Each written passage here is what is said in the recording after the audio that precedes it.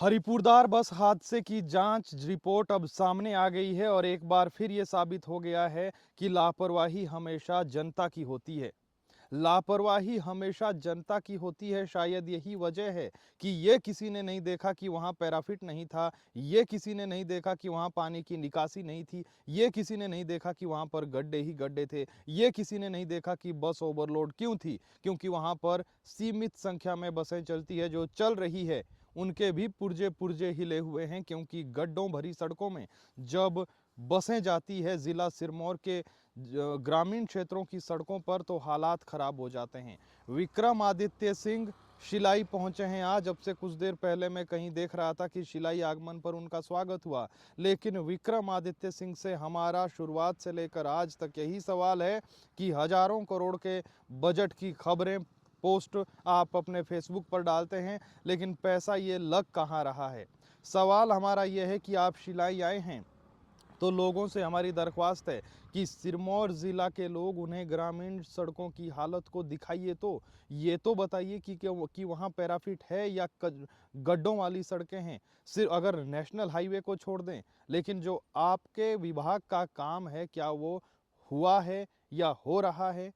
मैं उदाहरण सिर्फ पांवटा विधानसभा क्षेत्र की सड़क से दूंगा कि पांवटा से लेकर किल्लौर तक की सड़क आंजभोज ऊपर जो बनोर तक जाती है, उसकी क्या दशा है। बीते 3 साल से क्या किया विक्रमादित्य सिंह ने, कहाँ गया वो पैसा जो केंद्र से आप बार बार दिखाते हैं कि उस सड़क की कोई जो है मंजूरी मिली, इतना पैसा मंजूर हुआ।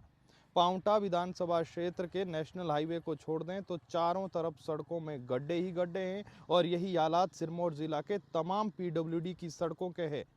हरिपुरधार में 14 लोगों की मौत हो गई थी साल की शुरुआत में, और अब जांच रिपोर्ट सामने आई है। जांच रिपोर्ट हमें लगा जांच होगी तो इसकी भी होनी चाहिए कि सड़क कब पक्की हुई थी, कब अंतिम बार वहां मिट्टी डाली गई, वहां पर जो है सड़क को पक्का किया गया, पैराफिट वहां क्यों नहीं थे, बस ओवरलोड क्यों थी, और वहां पर कितनी बसें चलती है, जनता को कितनी बसें चाहिए।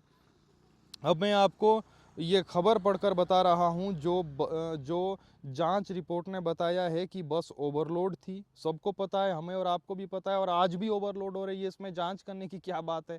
किसी भी आप ग्रामीण क्षेत्र में चले जाइए, खस्ता हाल सड़कों पर ओवरलोड बसें दौड़ेगी। क्यों नहीं दौड़ेगी, कहाँ जाएगी जनता। बस गांव में एक जाती है, उसके बाद कुछ नहीं जाता है, तो लोगों को जाना पड़ेगा। तो जांच इसकी क्यों नहीं हुई कि ओवरलोड क्यों थी, बस टूटा था बस का पुर्जा।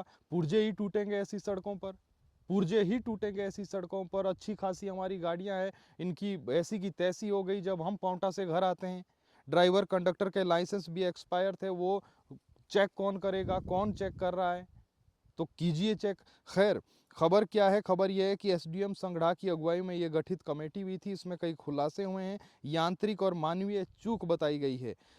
कारण क्या है कि सुनील कायत है संगड़ा के एसडीएम, उनकी अगुवाई में अध्यक्षता में ये जांच की गई। जिला प्रशासन को ये सौंप दी गई है। अब जिला प्रशासन कह रहा है कि हम भी आगे सरकार को दे देंगे। बस ओवरलोड पाई गई। जांच में पता चला कि बस का जो जे क्रॉस है वो टूटा हुआ था, यूनिवर्सल जॉइंट क्रॉस जिसे कहते हैं। इंजन की ड्राइव को टायर तक पहुंचाने वाला शाफ्ट होता है ये, और वाहनों की दिशा को कवर करता है। बताया ये गया कि क्षमता से अधिक सवारियां थी। ऐसे कयास ये लगाए जा रहे हैं कि ओवरलोड के चलते ये जो पट्टा है, ये जो पार्ट है, ये टूटा होगा। जिस स्थान पर हादसा हुआ वहां स्किड होने का कोई प्रमाण नहीं मिला, लेकिन स्किड कैसे, हमने उसके हैरानी होती है। और एक तरफ हैरानी, एक तरफ हंसी आती है इनकी जांच पर, एक तरफ दुख होता है कि आप देखिए सड़क की हालत, आपने देखी हादसे के बाद वहां क्या थी, भले उसके बाद प्रशासन जागा हो। और शुरुआती जांच में सामने आया कि घटनास्थल पर सड़क पर गड्ढे से बचाने के लिए दाईं तरफ से बस को मोड़ा गया, और जिसके साथ ही बस सामने की तरफ ढांक में चली गई।